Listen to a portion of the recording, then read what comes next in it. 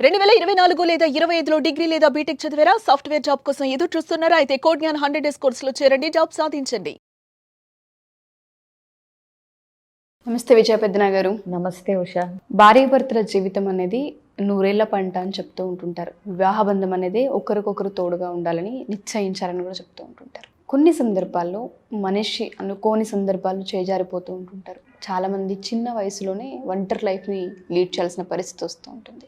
రియాలిటీని ఏ విధంగా యాక్సెప్ట్ చేయాలి అంటారు, ఏ విధంగా ముందుకెళ్లాల్సిన పరిస్థితి వాళ్ళకు ఉంటుంది అంటారు. అసలు చాలామంది ఒక సిచ్యుయేషన్ దగ్గరే ఆగిపోతారు. ఇంకా మనిషి దగ్గరే రిగ్రెట్స్తోనూ కొంతమంది ఇంకా నా లైఫ్లో ఇంకేం లేదనో అనుకుంటూ ఉంటారు. మనం ఏం చెప్పొచ్చు అంటారు?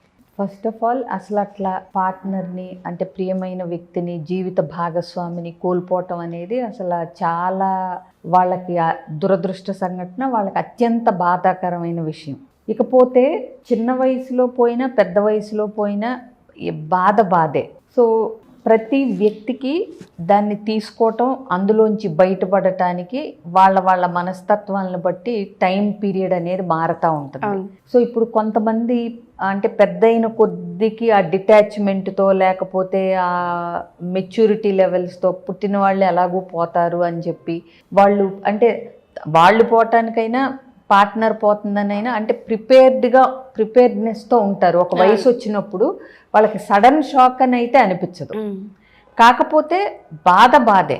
కాకపోతే చిన్నాళ్ళు పెద్దాళ్ళు ఆ చావుని ఆ కోల్పోవటాన్ని చూసే దృష్టికోణంలో మార్పు ఉంటుంది. సో కొంతమంది ఏంటంటే ఇక దాన్ని తీసుకోగలుగుతారు, చిన్నాళ్ళైనా పెద్దాళ్ళైనా. కొంతమంది ఎంత ప్రిపేర్డ్గా ఉన్నా అసలు ఇక భార్య చనిపోతేనో లేకపోతే భర్త చనిపోతేనో మిగతా జీవితాన్ని అసలు ఇక నిస్సారంగా నిర్వేదంగా ఇక అసలు ఎందుకు ఉన్నానరా బాబు అన్నట్టుగా జీవిస్తూ ఉంటారు.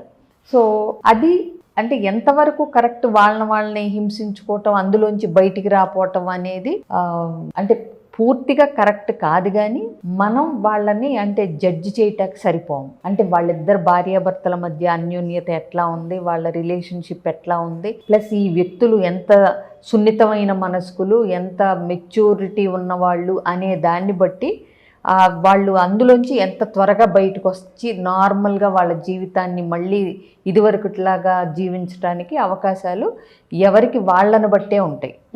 ఇప్పుడు మనం కొన్ని వీడియోలు చేసాం. అంటే 40లో 50లో ఉన్నాళ్ళు కూడా భార్య భర్త ఎవరో ఒకళ్ళు లేనప్పుడు మళ్ళీ పెళ్లి చేసుకుంటే బాగుంటుందా, ఎవరన్నా ఏమన్నా అంటారా, చేసుకోవచ్చా మేము ఇప్పుడు అని అడిగిన వాళ్ళు కూడా ఉన్నారు.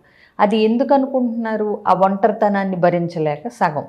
ఇంకోటి, మనం ముందుకెళ్ళాలి జీవితంలో, అయితే ఖచ్చితంగా ముందుకెళ్ళాలి. ఎవరున్నా లేకపోయినా జీవితం ఆగిపోదు, ఆపకూడదు కూడా. అంటే అర్ధాంతరంగా ఆత్మహత్యలు చేసుకొని జీవితాన్ని బలి చేసుకోవటం ఇట్లాంటివి కరెక్ట్ కాదు. అసలు మనిషి నిజంగా చావు పుట్టుకల గురించి ఆలోచిస్తే కనుక అంటే ఆధ్యాత్మికంగా ఇప్పుడు పుట్టినవాళ్ళు చనిపోక తప్పదు. అవునా? సో ముందు వెనకల పక్కన పెడితే పుట్టినవాడు గిట్టక మానడు అన్నట్టు చనిపోవటం అనేది పార్ట్ ఆఫ్ ద ప్రాసెస్. ఇవాళ కొత్తగా మనతోనే మొదలయ్యేది కాదు, మనతోనే ఆగిపోయేది కాదు. కాబట్టి ఏంటంటే అనుకోని సంఘటన వల్ల అకస్మాత్తుగా జరిగినప్పుడు తీసుకోవటం మనిషికి ఇంకా కష్టం అవుతుంది. బట్ ఇప్పుడు చిన్నాళ్ళు దాన్ని ఎట్లా తీసుకోవాలి అంటే, చిన్నాళ్ళు ఇప్పుడు మళ్ళీ అందులోంచి బయటపడిన తర్వాత మళ్ళీ ఇంకొక వ్యక్తిని వాళ్ళ జీవితాల్లోకి ఆహ్వానించే ఇంట్రెస్ట్ ఉంటే కనుక మళ్ళీ పెళ్లి చేసుకోవచ్చు, తప్పేమీ లేదు. అది వయసుకు కూడా సంబంధించింది ఏం లేదు, చిన్నాళ్ళనే ఏం కాదు అది. ఇంకొకటి, ఆ వెళ్ళిపోయిన వాళ్ళని మర్చిపోవాలని ఎక్కడా లేదు.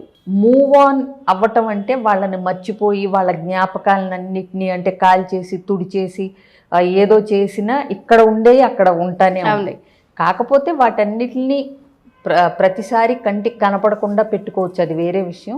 మూవ్ ఆన్ అవ్వాలి జీవితంలో అంటే వాళ్ళని ఖచ్చితంగా మర్చిపోమ్మని కాదు, వాళ్ళ యొక్క జ్ఞాపకాలని అంటే అందంగా నెమరు వేసుకుని అది ఒక పార్ట్ ఆఫ్ ద లైఫ్ అన్నట్టుగా తీసుకోగలగాలి. ఎందుకంటే ఒక వ్యక్తి మరణించటం వల్ల ఇంకొక వ్యక్తి జీవితం ఆగిపోదు. అవునా? ప్రతి ఒక్కళ్ళకి ఒక టైం పీరియడ్ అనేది ఉంటుంది. బట్ అందరూ ముందుకి వెళ్ళగలుగుతారు. ఆ వెళ్ళే టైం గనక అంటే ఆ బాధపడటానికి, ఆ ఏడవటానికి, ఆ గ్రీవింగ్ పీరియడు ఇవ్వకుండా టక బాధ్యతలు ఉన్నాయని ఏదో పడిపోతే మాత్రం వాళ్ళకి ఇంకా ఎక్కువ రోజులు పడుతుంది చెప్పాలంటే. ఎందుకంటే ఆ ఫీలింగ్స్ అన్నీ పక్కన వాళ్ళతో షేర్ చేసుకోవాలి, వాళ్ళ గురించి నెమరు వేసుకుని ఏదన్నా రాసుకోవాలి, జర్నలింగు, మొత్తం లోపల ఉన్న దుఃఖము బాధ అంతా బయటకు వచ్చేయాలి. బయటకు వచ్చేసిన తర్వాత ఇంకొకటి, వీళ్ళకి మళ్ళీ బాధ్యతలు కూడా ఉంటాయి. ఇప్పుడు పిల్లలు ఉంటే బాధ్యతలు ఉంటాయి, తల్లిదండ్రులు ఉంటే బాధ్యత ఉంటుంది. ఒక్క వ్యక్తితో లేరు అని చెప్పి వాళ్ళ వెనకాలే వెళ్ళిపోదాము అని అనుకుంటే గనక బాధ్యతల్ని విస్మరించినట్టే అవుతుంది. అసలు ఫస్ట్ ఆఫ్ ఆల్ నీ బాధ్యతే నీకుంది, ఎవరు లేకపోతే కూడా. ఒక వ్యక్తి చనిపోయిన వెంటనే ఆ భార్యో భర్త వెంటనే వాళ్ళతో పాటు చనిపోవాలి అన్నంత ఫీలింగ్స్ మొదట్లో ఉంటాయి, కానీ ఆ బాధను వ్యక్తపరుస్తూ ఆ టైం తీసుకుని, ఆ బాధపడట కూడా టైం తీసుకుని అందులోంచి బయటికి రాగలిగిన తర్వాత ఇకపోతే చిన్నాళ్ళ పెద్దాళ్ళ అని నువ్వు అడిగావు. వాళ్ళకున్న వాళ్ళ బాధ్యతలను బట్టి ఎలాంటి కార్యక్రమాలైనా చేసుకోవచ్చు. ఇప్పుడు పిల్లలుంటే ఒక తల్లి పిల్లల్ని పెంచి పెద్ద చేయాల్సిన బాధ్యత ఉంది, అవునా?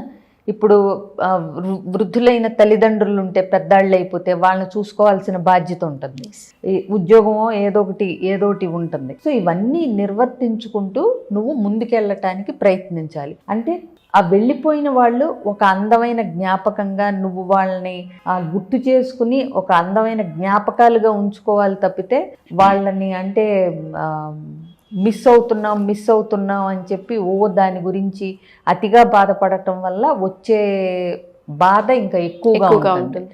సో కాబట్టి ఎవరి బాధ్యతలు వాళ్ళు నిర్వర్తించాలి. ఇప్పుడు కొంతమంది ఉంటారు వాళ్ళకి బాధ్యతలన్నీ అయిపోతాయి, శేష జీవితాన్ని గడుపుతూ ఉంటారు. అలాంటి వాళ్ళు ఏంటంటే వాళ్ళ మనసుకు నచ్చిన కార్యక్రమాలలో వ్యాపకాలు పెంచుకోవటానికి ప్రయత్నించాలి. అంటే ఆధ్యాత్మికంగా కానీ, గుళ్ళు కానీ, లేకపోతే తీర్థయాత్రలు కానీ, లేకపోతే సత్సంగాలు కానీ, అలాంటి గ్రూపులతో ఉండటం కానీ అట్లాంటివి చేసుకోవచ్చు. అలాగే కొంతమంది ఆర్థికంగా చక్కగా వెల్ ఆఫ్ ఉంటారు, వాళ్ళైతే సామాజిక కార్యక్రమాలు, చారిటీ ప్రోగ్రామ్స్ ఇట్లాంటివి చేసే గ్రూపుల్లో జాయిన్ అయితే ఏంటంటే వాళ్ళకి ఎప్పుడు ఏదో ఒక వ్యాపకం ఉండేలాగా వాళ్ళు ఏదో ఒకటి అంటే పనులు ఉంటాయి కదా, ఇవాళ అక్కడనో లేకపోతే ఇక్కడికనో, ఈ అనాథాశ్రమం కనో ఆ వృద్ధాశ్రమం కనో ఏదో ఒకటి వాలంటీర్ చేయటమో ఇట్లాంటివన్నీ చేసుకోగలగాలి. అలాగే హాబీస్ ఏదన్నా ఉంటే వాటిల్ని మళ్ళీ అంటే ఇదివరకు పనుల్లో పడిపోయి తీరిక లేకుండా ఉన్న చిన్న చిన్న సంతోషాలు, హాబీస్ ఏమన్నా ఉంటే కుట్టుకోవటం కానీ, పెయింటింగ్లు కానీ, ఆర్ట్ కానీ, ఏదైనా పాటలు పాడటం కానీ, మ్యూజిక్ కానీ, వేణం, గిటారు, అసలు వాళ్ళకి ఏది ఉంటే అది. సో రాయటం ఉంటుంది కొంతమందికి.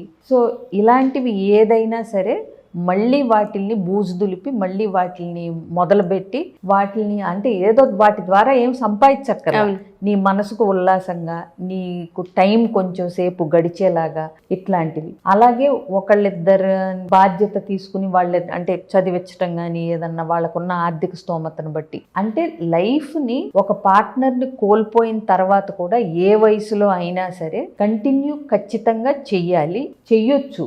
ఓకే, అది ఎలాగో తెలియకపోతే ఇబ్బందులు వచ్చే అవకాశం ఉంటుంది, తెలుసుకునే ప్రయత్నం అయినా చెయ్యొచ్చు.